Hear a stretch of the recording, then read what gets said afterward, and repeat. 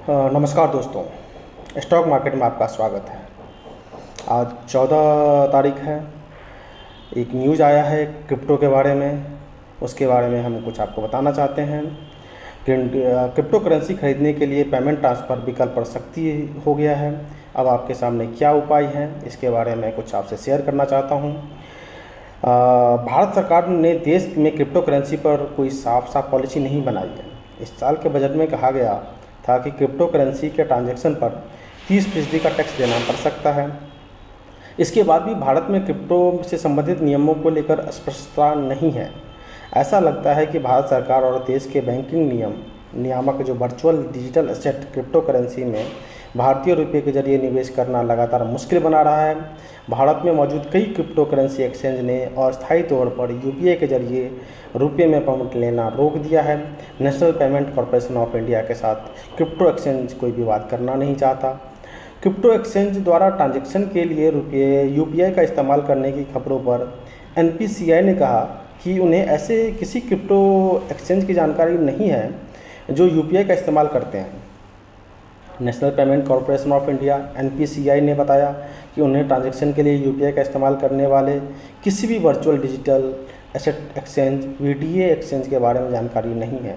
अब देखिए, गवर्नमेंट को टैक्स तो वसूलना है। केंद्रीय बजट में प्रस्तावित 30% क्रिप्टो कर 1 अप्रैल 2022 से लागू हो गया है।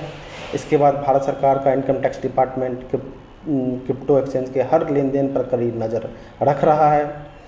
अब देखिए, पहले क्या होता था कि हम पेमेंट जो क्रिप्टो जो खरीद बेच करते थे, कुछ हम वॉलेट थे जो सपोर्ट करते थे, उसमें से एक मोबीक्विक है, उसने भी अपना एक रुख साफ कर दिया है, उसने पेमेंट रोक दिया है। जब इस तरह की खबर सामने आने के बाद जो है ना, वॉलेट मोबीक्विक यूपीआई के जरिए पेमेंट सपोर्ट करना रोक दिया। इससे पहले मोबीक्विक वॉलेट में यूपीआई के जरिए डिपॉजिट कर सकते थे और उसे एक्सचेंज पर क्रिप्टो खरीदने के लिए यूज कर सकते थे। एक एक्सचेंज है जहां से आप क्रिप्टो में खरीद बेच करते थे, उसने भी अब जो कॉइनस्विच कुबेर जैसे एक्सचेंज ने भी यूपीआई और एनईएफटी, आरटीजीएस एवं आईएमपीएस के जरिए रुपये से पेमेंट लेना बंद कर दिया है। भारत में कामकाज कर रहे कई अन्य क्रिप्टो करेंसी एक्सचेंज रुपये से क्रिप्टो करेंसी खरीदने के लिए नेट बैंकिंग के ऑप्शन दिखाते तो हैं, लेकिन उसके सपोर्ट करने वाले बैंक की सूची बहुत छोटी है। वास्तव में भारत के कई बड़े बैंक क्रिप्टो एक्सचेंज सपोर्ट नहीं कर रहे हैं। इस वजह से उनके ग्राहकों के लिए रुपये की मदद से क्रिप्टो करेंसी खरीदना और मुश्किल होता जा रहा है। क्रिप्टो में गुंजाइश बाकी है या नहीं है, इसके बारे में विशेषज्ञों का कहना है कि इस साल के बजट में के बाद भारत में क्रिप्टो करेंसी को लेकर नियामक का रूप स्पष्ट हो गया है। National payment corporation of India के प्रतिक्रिया के बाद अब यह समझ में आता है कि भारत में अब भी क्रिप्टो करेंसी के लिए कुछ गुंजाइश बाकी है।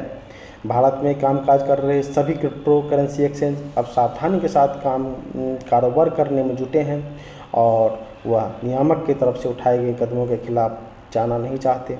भारत दुनिया में क्रिप्टो करेंसी के सबसे बड़ा बाजार बन सकता है। इस तरह से भारत में कामकाज कर रहे क्रिप्टो एक्सचेंज सावधानी के साथ आगे बढ़ा रहा है। धन्यवाद दोस्तों, जो आपने मेरा वीडियो देखा। Thank you.